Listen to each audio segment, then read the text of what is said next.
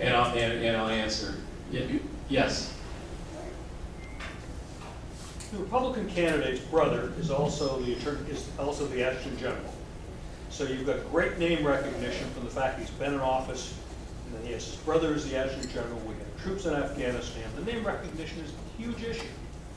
What do you do as the Democratic candidate for governor to overcome it? Name recognition is a huge factor in many places, here in particular. I mean, first of all, we have a guy who's taken him on one before. There's only one candidate who's done that. And that's Doug. And then second of all, I mean, it gets down to reality. The other reality is you're coming to the end of, I mean, we're in, Bush got us into this mess. You've got 8 years or multiple years, excuse me, of Douglas and Republicans being in charge of things. The change argument here is for a Democrat who's willing to take some of that on. But again, I think it goes back to not being the normal politician who's just going to tell people what they want to hear. People do not want to hear what they want to hear. They just want to hear, how the hell do we get out of this? And what's your plan? And are you going to bring people together that will get beyond all the partisan stuff? They really do. And I think particularly in Vermont, that's true. And I think if Vermont doesn't lead us out of this mess, there aren't very many states that will.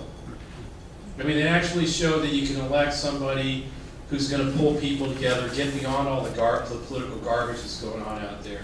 And that's why I think that's how you're going to do it. That's how we're going to do it here in Vermont, and what it's going to mean in terms of actually finding solutions. And I think that's it. I mean, if anybody thinks Brian Doobie's going to find a solution, right, that's my whole point. I mean, if he isn't just sort of like,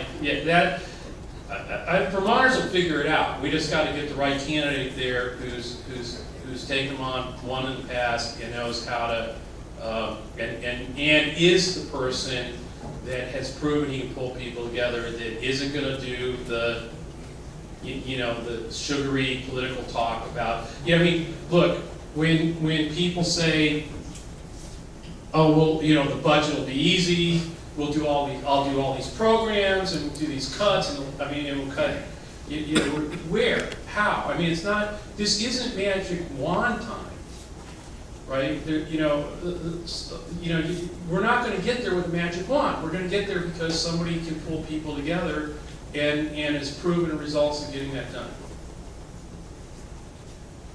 Do you have it?